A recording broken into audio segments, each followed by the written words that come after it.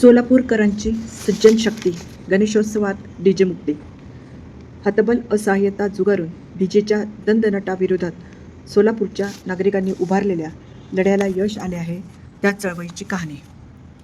भारतीय समाज उत्सवप्रिय. वर्षाचे 365 दिवस कुठे ना कुठे सण, उत्सव, महापुरुषांच्या जयंती, पुण्यतिथी साजरी होत असतात. रस्त्यावर उतरून शुभेच्छांचे डिजिटल फलक, डीजेचा दणदणाट, लेझरचा झगमगाट आणि वेडेवाकडे नृत्य करीत मिरवणुका काढल्याशिवाय उत्सव साजरा झाला असे हल्ली वाटत नाही. समूहाला मतदार म्हणून बघण्याकडे राजकीय नेते आणि पक्षांचा कल असल्याने सर्वसामान्यांना चढाओढीच्या स्पर्धेत गुंगविण्यात आलेले आहेत.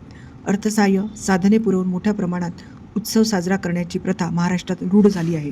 हे रोखण्यासाठी उपाय नाहीत का? तर आहेत. सर्वोच्च न्यायालय, राज्य सरकार, प्रशासनाने वेळोवेळी निकष, नियम आणि बंधने घालून दिली आहेत. पण त्यावर मात करीत राजकीय हस्तक्षेप नेहमीच प्रभावी ठरतो, असा अनुभव. ही विचित्र कोंडी फोडण्यासाठी सोलापूरकरांनी एक मार्ग शोधला, निर्णायकी लढ्याचा. डिजिटल फलक, डीजेच्या कर्णकर्कश भिंती, निवडणुकीत नाचती लेझर किरणे यांचे दुष्परिणाम सगळ्यांना माहीतच आहे. कुणालाच हे नको आहे. पण आपण काय करू शकतो? या बहुसंख्यांच्या मनातल्या हतबलतेला दूर सारून समाजाची मानसिकता तयार व्हावी म्हणून सोलापुरातील सजग नागरिकांनी एकत्र येऊन सजग सोलापूरकर समिती गठीत केली. चळवळीत व्यक्तिगत एजेंडे शिरू नयेत म्हणून समिती स्थापन करतानाच ती निर्णायकी असेल असे ठरले. या समितीचे अध्यक्ष म्हणून स्वातंत्र्य युद्धातल्या 4 हुतात्म्यांना मान देण्यात आला. सोलापुरातील 10 लाख नागरिकांना समितीचे सदस्यत्व बहाल करण्यात आले.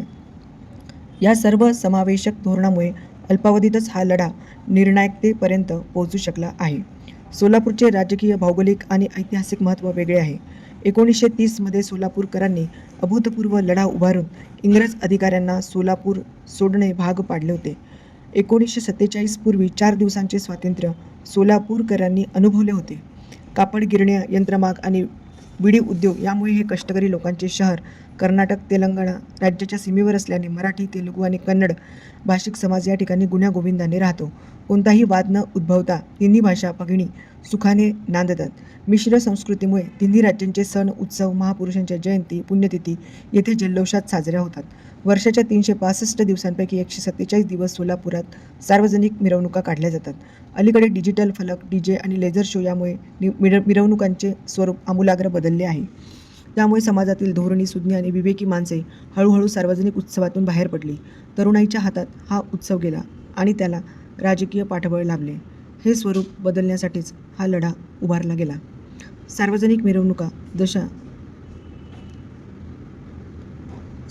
मिरवणुका जशा रस्त्यावर उतरून शक्तीप्रदर्शन करतात, त्याच पद्धतीने सज्जन शक्तीचे दर्शन रस्त्यावर उतरून घडविण्याचा निर्णय झाला. स्वाक्षरी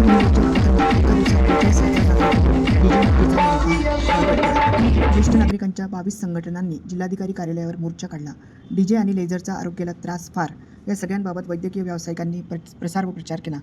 IMA, निमा, होमिओपॅथिक डॉक्टर संघटना यांनी एकत्र येऊन जनजागृतीपर रॅली काढली. डीजेचा दणदणाट विद्यार्थ्यांना त्रासदायक ठरत असल्याने शालेय विद्यार्थ्यांनी 3 किलोमीटर अंतराची मानवी साखळी तयार केली आणि या गंभीर समस्येकडे प्रशासन व समाजाचे लक्ष वेधले. या मोहिमेला पाठिंबा देण्यासाठी मिस कॉल मोहीमही राबविण्यात आली. सज्जन शक्तीच्या या स्वयंस्फूर्त लढ्याची दखल प्रशासन आणि सार्वजनिक गणेशोत्सव मंडळांना घ्यावी लागली.